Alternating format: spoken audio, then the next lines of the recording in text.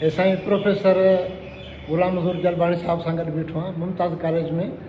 ऐं हीअ उहा साॻी मुमताज़ कॉलेज आहे जंहिंमें कंहिं ज़माने में मां हिते 6 दर्जे में दाख़िला वरिती। हीअ उन ज़माने में कंप्रीहेंसिव हाई स्कूल हूंदो हो ऐं 70s में पोइ हिन स्कूल खे कॉलेज जो दर्जो ॾिनो वियो। जेका शारती यूनिवर्सिटी वारी जेका बिल्डिंग आहे ॿाहिरी मेन बिल्डिंग इहा मुमताज़ कॉलेज हूंदी हुई। पोइ हिते Shah Abdul Latif campus Sindh university campus क़ाइमु थी ऐं असांखे ठेड़ी फाटक वटि जेको नओं स्कूल खुलियो हो उते असांखे मोकिलियो वियो। उन ज़माने में जेको कंप्रीहेंसिव हाई स्कूल जेको ओॾे खोलियो वियो हो ज़बरदस्त क़िस्म जो स्कूल हो जंहिंमें कॉमर्स आर्ट्स साइंस जा 3 शोबा 9 दर्जे खां वठी करे शुरू कया विया हुआ ऐं उन में लैब हूंदा हुआ, लेबॉरेटरी हूंदी हुई, लाइब्रेरी हूंदी हुई ऐं हिकिड़ो वॾो माहौल हो, वॾो इलाइक़ो हो जेको स्कूल खे ॾिनो वियो। हाणे त उन ते इलाही मुख़्तलिफ़ इदारा क़ाइमु थिया आहिनि। उते उहो जेका हॉस्टल हुई उन में ॿार रहंदा हुआ, उहा हॉस्टल हाणे ऑफिस आहे ऐं ग्राउंड ऐं वॾी शइ हो।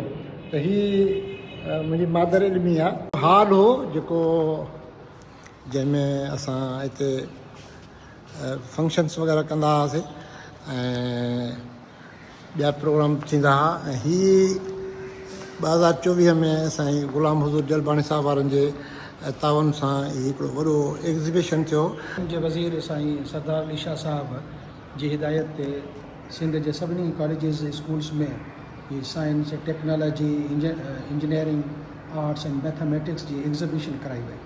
पोइ कॉलेज लेवल ते ज़िले लेवल ते ऐं रीजन लेवल ते ऐं पोइ बाद में सूबे लेवल ते। खैरपुर में जेका ही कॉलेजिस में एग्ज़िबिशन थी उन जी मेज़बानी मुमताज़ कॉलेज खे ॾिनी वई जंहिंमें ज़िले खैरपुर जा सभई बॉइज़ कॉलेजिस उन्हनि जी जेको आहे पार्टिसिपेशन हिते थी ऐं उन में हिते वॾो जेको आहे प्रोग्राम थियो जंहिंमें डायरेक्टर कॉलेजिस बि आया ऐं अदी निफ़्सा शाह आई उन इनाग्यूरेट कयो ऐं जंहिंमें सभु कॉलेजिस जे ॿारनि जेको आहे फस्ट ईयर इंटर जे उन्हनि पंहिंजा साइंस जा मॉडल ठाहे करे उते पेश कया ऐं ॾाढी ज़बरदस्त हिकिड़ी प्रैक्टिकल लर्निंग जे हवाले सां एक्टिविटी थी वई ऐं जंहिंखे सभिनी एप्रिशिएट कयो।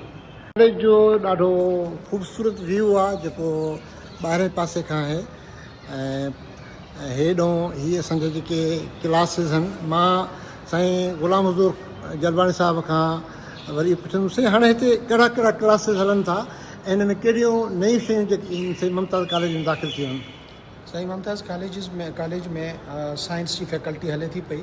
फस्ट ईयर इंटर साइंस आहे, आर्ट्स जी फैकल्टी आहे फस्ट ईयर इंटर ऐं उनखां अलावा कॉमर्स जी फैकल्टी आहे फस्ट ईयर इंटर हले थी ऐं उनखां पोइ वरी ADE associate degree in education उहा आर्ट्स एंड कॉमर्स में हले थी पई।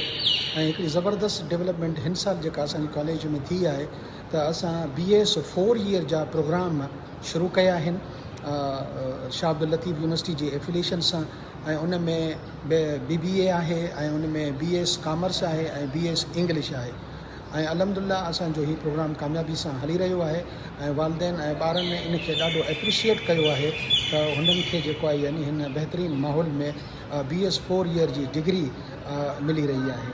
हिन वक़्तु BS ऐं कॉमर्स जे क्लासिस शुरू न थी सघिया क्वांटिटी स्टूडेंट्स जी जेका रिक्वायरमेंट हुई HSC जे हवाले सां, लेकिन BBA 4 ईयर जेको आहे अल्हम्दुलिल्लाह कामयाबी सां हली रहियो आहे। ज़बरदस्त साईं मुंहिंजे ख़्याल में त इहो जेको अमल आहे इहो तमामु ज़बरदस्त ऐं बहितरीनु अमल आहे ख़ासि करे जेको स्टूडेंट्स जे हवाले सां त जेके शागिर्द यूनिवर्सिटियुनि में महदूद दाख़िलाउनि जे करे या सख़्तु कॉम्पिटिशन जे करे उन्हनि जी दाख़िला उते नथी थी सघे त हू कॉलेज लेवल ते पंहिंजे पसंदि जे सब्जेक्ट में दाख़िला वठी सघनि था ऐं उनखे पंहिंजी पढ़ाई खे अॻिते वधाए सघनि था।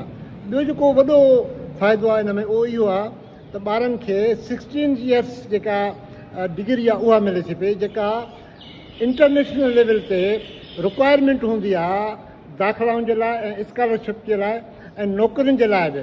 इंटर खां पोइ जॾहिं हुननि खे दाख़िला मिली थी वञे पई त इहा हिकिड़ी तमामु ज़बरदस्त आहे। BBA जहिड़ो जेका डिग्री आहे सगारी डिग्री आहे उहा जेकॾहिं यूनिवर्सिटी में दाख़िला नथी थिए त ॿारनि खे घबराइणु न खपे।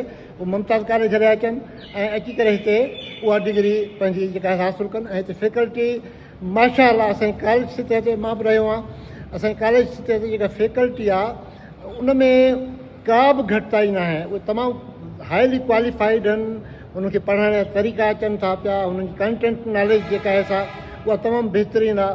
साईं ग़ुलाम हज़ूर जलवाणी जहिड़ा जेके प्रोफेसर आहिनि, जिन आगा खान यूनिवर्सिटी मां जेके डिग्री हासिलु कयल आहिनि ऐं उन्हनि खे जेके जदीद पढ़ाई वारा जेके तरीक़ा आहिनि, तौर तरीक़ा आहिनि, उन्हनि मां तमामु बहितरीनु ॼाण आहे, लिंग्विस्टिक जी ॼाण आहे। त दोस्तो, सिंध जे कॉलेजनि खे आबाद कयो ऐं उन्हनि कॉलेजनि में पंहिंजे ॿारनि खे मोकिलियो, दाख़िलाऊं करायो, त जीअं असांजे जेके तइलीमी इदारा आहिनि जेके ख़ूबसूरत आहिनि, जिन में बाग़ बाग़ीचा बि आहिनि, पर हे तॾहिं सुहंदा जॾहिं हिननि में जेके मौसूम ॿारनि जा जेके ज़हन आहिनि उहे गुलनि वांगुरु फुटी निकिरंदा।